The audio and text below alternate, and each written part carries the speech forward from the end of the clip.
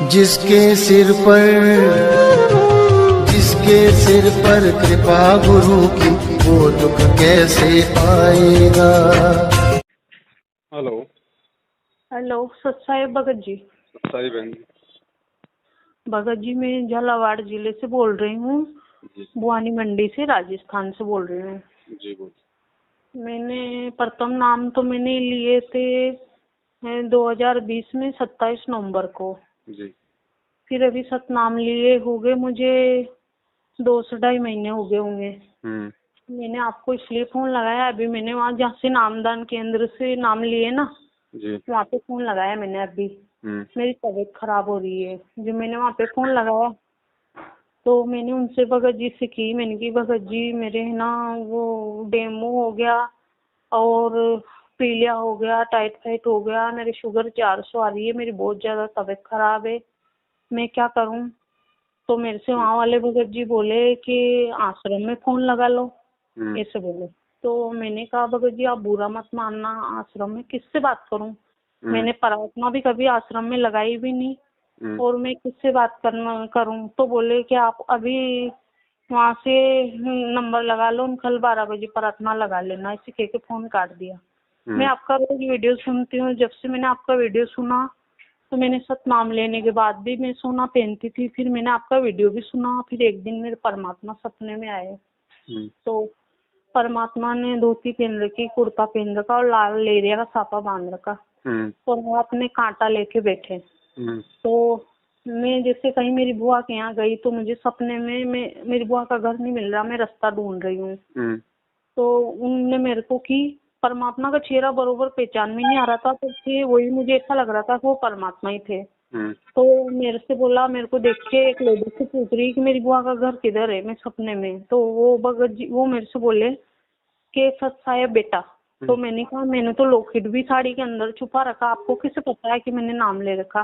तो बोले बेटा मुझे सब पता है और तू जिसका घर ढूंढ रही ना उसका घर इधर नहीं है, इधर इस रास्ते चली जा, तुझे रास्ता मिल जाएगा।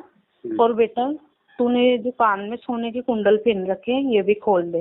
जो फिर भी मैंने 2 दिन तक पहने रखे, नहीं खोले। फिर हमारे मोहल्ले की कोई बहन बेटी है जिसने सार नाम ले रखे हैं, जो एक दिन वो मेरे घर पे आई तो उन्होंने बोला कि भाभी जी आपने सोने के कान के क्यों पहन रखे, हाथ में अंगूठी पहन रखी, जबकि अंगूठी तो मंत्री हुई नहीं थी पर चांदी की थी। तो मैंने पायल, बिछिया, सोना सब खोल दिया। मैं जब से आपसे मतलब आपका वीडियो सुनती हूँ, फोन पे यूट्यूब पे देखती हूँ, जब से मैंने कभी आश्रम में फोन नहीं लगाया, मैं सब समझ गई आपका वीडियो डेली सुन के। तो मैंने वहाँ पे अब कुछ भी कहना बंद कर दिया। पर मेरे भगत जी ने भी प्रथम नाम ले रखे, इनको हो गए 3 महीने। पर मेरे भगत जी बिल्कुल मर्यादा में नहीं रहे, गंदी गंदी गालियां दे, पिक्चरें देखे, इनके जरिए काम धंधा नहीं करे, ऐसे परेशान करे जो इनके जरिए मतलब कभी कभी गुस्सा आ जाए तो उल्टा सीधा भी बोलने में आ जाता है मेरे को। तो इसलिए मैं इतनी परेशान हूँ। अब मेरे डेमो हो गया, आज मैंने जांचें करवाई तो मेरे डेमो भी पॉजिटिव आया, शुगर भी मेरे 400 ही, मेरे पीलिया भी हुआ, सब कुछ बता दिया।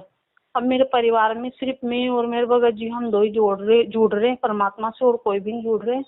तो मेरे परिवार वाले सब कहते हैं कि तू पीलिया मंत्रालय में तू झाड़ फूक करा ले। मैं परमात्मा का सत्संग डेली सुनती हूँ जब से नाम लिया, जब से परमात्मा कहते हैं कि जिस दिन भी आपने झाड़ फूक कराया और जिस दिन भी आपने अन्य पूजा या कुछ भी करवाया उस दिन आपकी परमात्मा भक्ति नष्ट कर देगा। तो मैं ना वेल कराना चाहती हूँ, ना मैं पीलिया मंत्राना चाहती हूँ, ना गोली दवाई खाना चाहती हूँ, कुछ नहीं करती हूँ।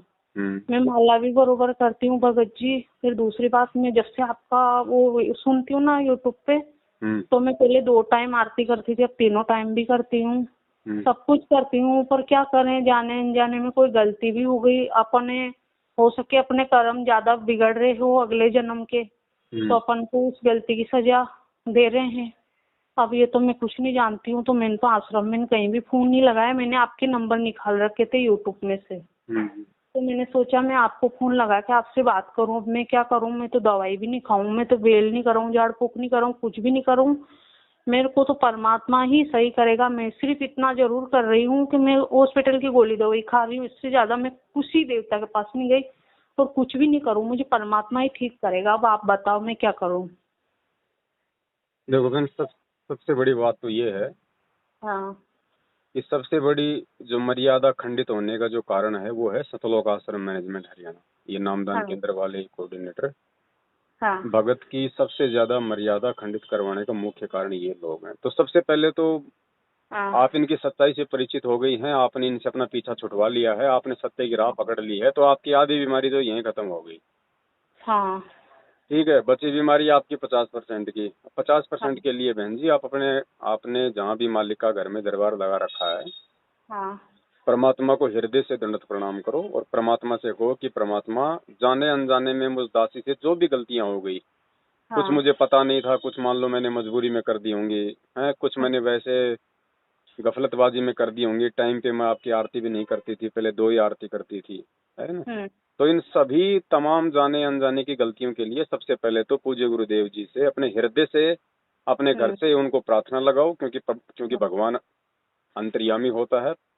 अगर हाँ हृदय से प्रार्थना लगाओगे तो परमात्मा हमारी प्रार्थना को हाँ सुनता है। ठीक है, उसके हाँ बाद में रही बात आपकी पीलिया वगैरह की या जो भी आपको प्रॉब्लम है शुगर वगैरह की, हाँ जब एक बार ये विधि आप जी परमात्मा के सामने कर लोगे ना, हृदय से माफी मांग लोगे ना बहन, हाँ और अगर थोड़ा बहुत भी यदि आपको विश्वास है गुरु जी पे कि भगवान धरती पे है, मुझे मैं उनके बहुत शरण में भरोसा हूँ, है भगत जी, मैं बहुत भरोसा करती हूँ मेरे परमात्मा तो पे। दास तो उसके बाद आपको गोली दवाई भी खाने की सलाह नहीं देगा, लेकिन फिर भी ये आपके ज्ञान और विश्वास के ऊपर है। आप चाहो तो गोली दवाई का यूज आप जी कर सकती हो, लेकिन रोग परमात्मा ही काटेगा। सही बात है। बस सीधा सा उपाय इसका यही है बहन जी, ये डॉक्टरों का डॉक्टर है, ये तबीबों का तबीब है। हाँ जिसको इसके ऊपर विश्वास है, देखो भगवान हाँ परीक्षा तो लेता है बहन। अब बुखार होता है तो बुखार में देखो, जो बुखार के जो लक्षण होते हैं या थोड़ी बहुत जो तकलीफ होती है वो तो सबको होती है बहन। हाँ हाँ बाकी परमात्मा अपने भगत का बाल बाका नहीं होने देगा अगर विश्वास है तो। भगत जी, मुझे 7 दिन से डेली दिन में 2-2 घंटे बाद बुखार आ रहा, और ऐसा आ रहा कि मैं 5-5 रजाई ओढ़ लूं ना, उसके बावजूद भी मेरी ठंड बंद नहीं होती है। फिर भी मेरे से प्रथम नाम का जाप 1-1 माला रुक रुक के करती हूँ। पहले मैं 1-1 बेटक में 200 बार कर लेती, मैं 6 माला कर लेती, ऐसे करती थी।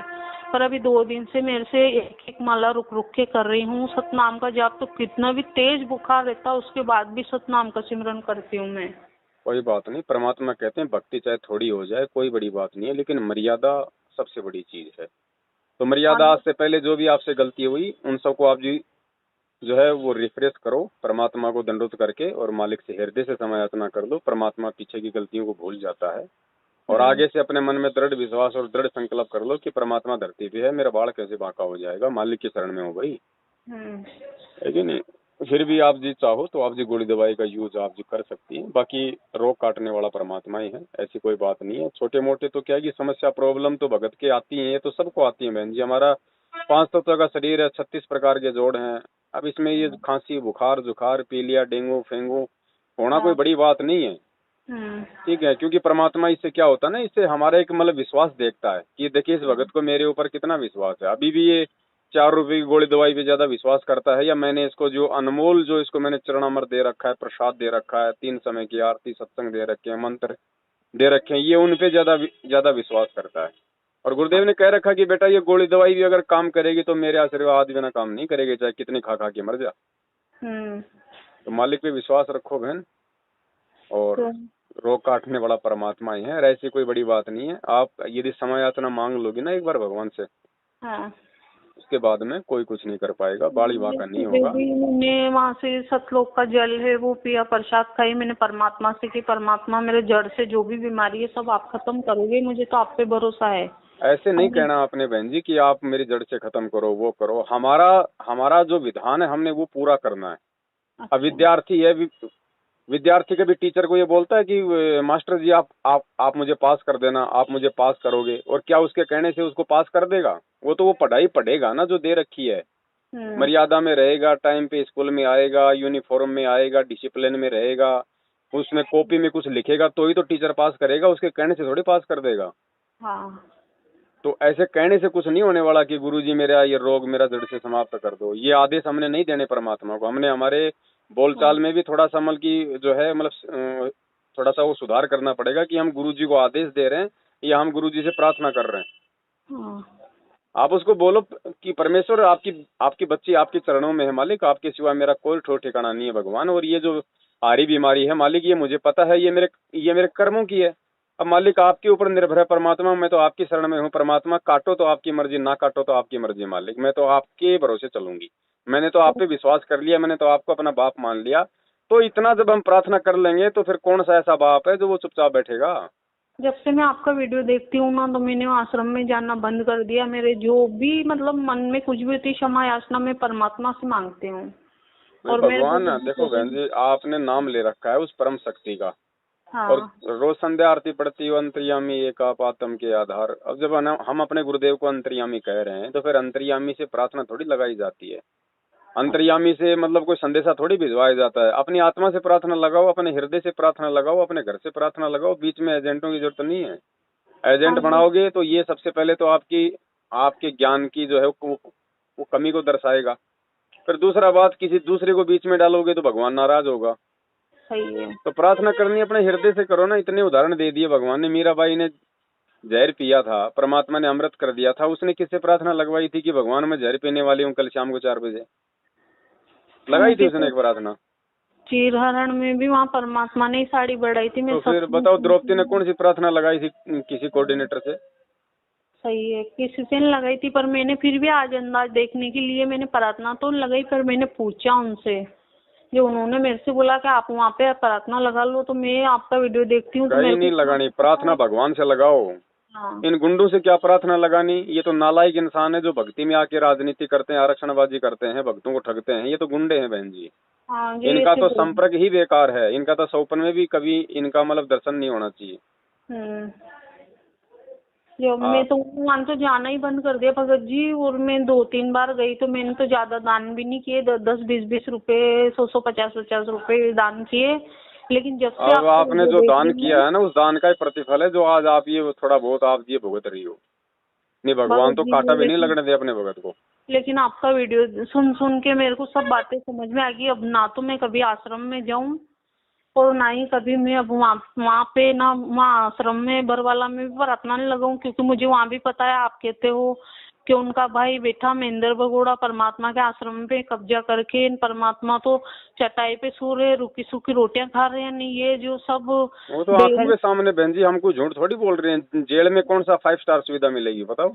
पता है मुझे कि हमारे परमात्मा तो इतने वो है, फिर भी इन लोगों ने उनका ज्ञान नहीं समझा, उनको अंदर करवा दिए सबने मिलके। वहाँ आश्रम में दूसरों ने कब्जा कर रखा। वहाँ किससे प्रार्थना लगाओ? हमारे गुरुजी, अगर चलो ठीक है, अगर आप प्रार्थना लगा रहे हो तो हमारे गुरुजी का जो भी वीडियो है, जो भी रिपोर्ट आपकी अगर जेल में बात हो रही है तो उसकी डालो सबके। हमने लगानी नहीं प्रार्थना बहन जी। हमने चाहे प्रार्थना जेल में जाओ या ना जाओ, हमने ज्ञान आधार से चलना। ऐसा नहीं कि भाई लो भाई जेल में गुरुजी के पास में प्रार्थना जाने लग गई तो हम प्रार्थना लगाने लग जाएंगे। वो तो फिर हमारी वो मूर्खता हो जाएगी। अंतर्यामी है तो अंतर्यामी से प्रार्थना नहीं लगानी, लगानी है तो अपने हृदय से लगाओ, अपने घर से लगाओ।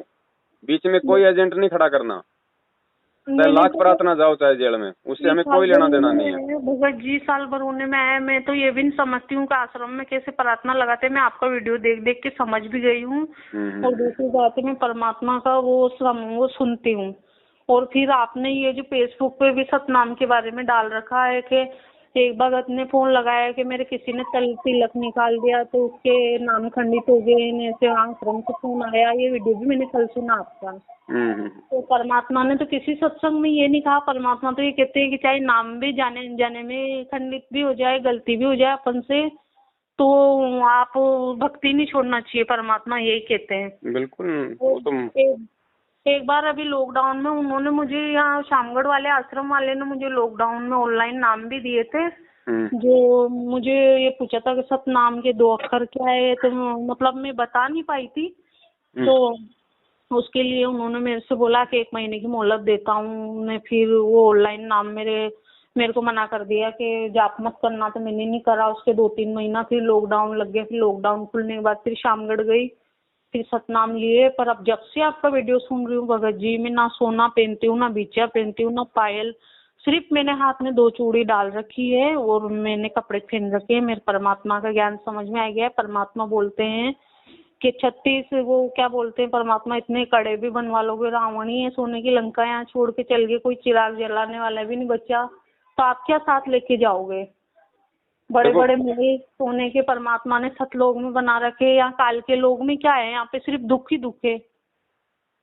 देखो तो बहन, मुझे ऐसा है, ये सोना चांदी पहनना न पहनना ये तो भगत के ज्ञान के ऊपर निर्भर करता है। बाकी अगर कोई सोना चांदी पहन रहा है तो इसका मतलब ये नहीं कि भगवान उसके रोग ठीक नहीं करेगा या गुरु जी उससे नाराज हो रहे हैं।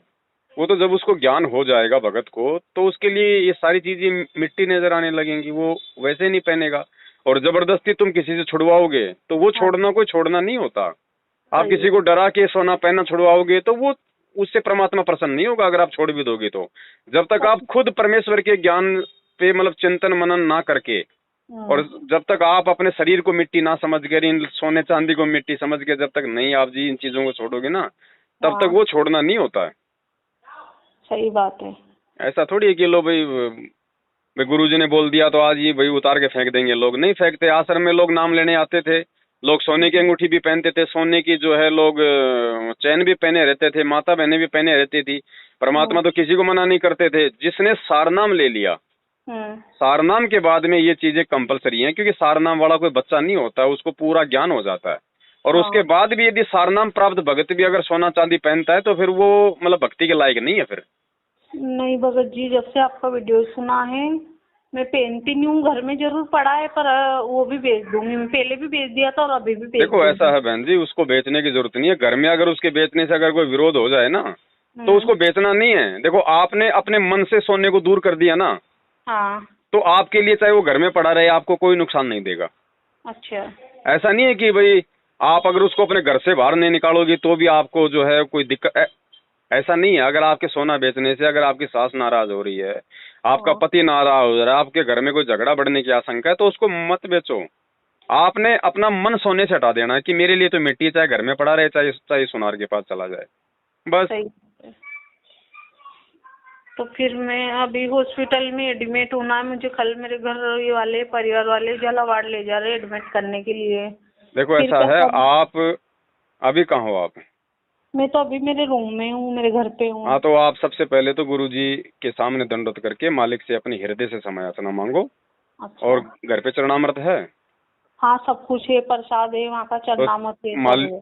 मालिक का चरणामृत लो। चरणामृत परमात्मा का जो है मतलब रोज लिया करो। सुबह की सुबह जैसे आप उठो, सुबह हाँ। उठते ही सबसे पहले गुरुजी को दंडवत करते ही मालिक का चरणामृत और प्रसाद, ठीक है। और सबसे पहले तो आप गुरुजी से अपनी गलतियों की क्षमायाचना मांग लो। उसके बाद देखो रात रात में परमात्मा क्या चमत्कार करता है। और अगर फिर भी कोई आराम नहीं है तो कोई दिक्कत नहीं, घर वाले अगर हॉस्पिटल ले जा रहे हैं ना तो हॉस्पिटल आप जी जाओ, कोई दिक्कत नहीं है। परमात्मा दया करेगा तो सब रिपोर्ट नॉर्मल आएंगी, कोई दिक्कत ही नहीं। जी भगत जी, वो 4 लाख कीटाणु बताते हैं डेमो की जांच में, जो वो 2 ही लाख आए, जो घर वाले भी सब घबरा गए, जो कि एडमिट कर रहे हैं। जो मैंने कहा पहले मैं आपको कुछ नहीं बहन जी, ये चाहे डेंगू हो चाहे डेंगू हो, कुछ भी हो जाए, भगवान के हाथ में है जीवन और मौत। कुछ नहीं, 1% नहीं, ये सब फैले हैं। मेडिकल साइंस, डॉक्टर सब फैले हैं। परमात्मा धरती पे है। अगर आपको अगर दृढ़ विश्वास है बहन, तो घर वालों को मना कर दो कि भैया मेरे बाल बाका नहीं होगा, तुम बैठे रहो सारे, मैं अपने घर पे ठीक हूँ। आप जड़ पकड़ जाओ और परमात्मा से प्रार्थना कर लो और मालिक का चरणामृत लो और मालिक की भक्ति करो, आपका बाड़ी बाका नहीं होने वाला। जी भगत जी, मेरे परिवार वाले सारे, कोई कुछ कह रहा कोई कुछ कह रहा, मैं उनसे भी कह देती हूँ। हॉस्पिटल तो भले ही चली जाओ, कोई दिक्कत नहीं, लेकिन झाड़े झपाड़े वाले के पास या कोई पीलिया झाड़ने वाले के पास, उनके पास मत चले जाना बिल्कुल 1% भी। अगर विरोध करना पड़े तो विरोध करना, चाहे सासू का करना पड़े चाहे घर वाले का करना पड़े। बोले भैया मर जाऊंगी लेकिन झाड़ा झपाड़ा नहीं लगाऊंगी, ध्यान रखना। नहीं, परिवार वाले कह रहे सासू वासू तो खैर वो तो ससुराल में रहती है, मैं तो बुआनी मंडी में मकान बना रखा है, यहीं रहती हूँ। पर ये साले मेरे पापा ने, मेरे भाई ने, इनके पीर वालों के पास मकान बना रखा, जो ये कह रहे हैं कि पीलिया मंत्रा दे तेरे, नहीं कर दे। मैंने साफ मना कर दी कि जो भी होगा वो सब परमात्मा सही करेगा। मैं तो परमात्मा पे भरोसा करती हूँ। परमात्मा के अलावा मेरे कोई भी नहीं, कोई बेटा नहीं। वो परमात्मा कहते हैं, सुखदेव ऋषि 12 साल अपनी माँ की कोख में रहे थे। सब ज्ञान सुनती हूँ परमात्मा का मैं, मुझे सब पता है। मैं कुछ भी हो जाए पर मैं परमात्मा का पल्लू नहीं छोड़ूंगा। मेरे मालिक ने मुझे चरणों में ले लिया। बस मर्यादा में रहना बहन, बाकी तो सतगुरु जो चाहे सो कर दे, भ्रम पड़ो मत, कोई कुछ भी कर देगा भगवान, ध्यान रखना। कुछ नहीं है। मेरे साडू का 2-3 साल का बच्चा था, उसके डेंगू हो गया था। उसको जयपुर हॉस्पिटल में लाए। डॉक्टरों ने कहा कि भैया इसकी प्लेटें वो हो गई, पता नहीं वो डाउन होती ज्यादा होती है, मुझे मालूम नहीं। हाँ। तो डॉक्टर ने उसको कहा कि भैया यहाँ से ले जाओ, हमारे बस की बात नहीं है। मैंने भगवान पे विश्वास करके उसको कहा कि भाई चलो तुम गुरुजी के पास में और नाम ले लो। मैं हाँ। उसको बरवाड़ा आश्रम में उसको गुरुजी के पास लेके गया। मालिक हाँ। से जब हम गए वहाँ पे दर्शनों के लिए, तो मैंने परमात्मा से प्रार्थना लगाई कि परमात्मा ये मेरा साधु है जी। और इसके बच्चे को डॉक्टरों ने डेंगू बता दिया, मालिक बोल रहे हैं यहाँ से ले जाओ। तो कुछ नहीं, बस मालिक ने कहा कि बेटा बेटा भक्ति करो, कुछ नहीं होगा। बहन जी कुछ नहीं हुआ, उस बच्चे के कुछ नहीं हुआ, बच्चा आ गया अपने घर पे। अब उन्होंने थोड़े दिन तो भक्ति की, फिर उन्होंने छोड़ छाड़ दी। आज वो बच्चा खेल रहा है, कोई दिक्कत नहीं, वो बड़ा हो गया। परमात्मा क्या नहीं कर दे बहन। परमात्मा तो बहुत समर्थ है भगत जी। एक वीडियो इसमें सुना था मैंने इंटरव्यू में कि किन्नर बच्चे को भी परमात्मा ने जीवन दान दे दिया, उसको भी मनुष्य का जीवन सही साठ कर दिया। मैं तो हर चीज सुनती हूँ मालिक की। भाई भगवान है, जब गुरुजी ने कह दिया कि भगवान क्या नहीं कर सकता, तुम हाथी छोड़ो, भगवान तो पूरी धरती को सुई की नोक से निकाल दे, तो वो क्या नहीं कर सकता बहन। बस कमी अगर किसी चीज की है तो भगत की है, भगत के विश्वास की है। कुछ भी कर सकता है। ये वही भगवान है जो बिना ऑपरेशन के, बिना टाका लगाए रामानंद की और सेव की गर्दन जोड़ी थी।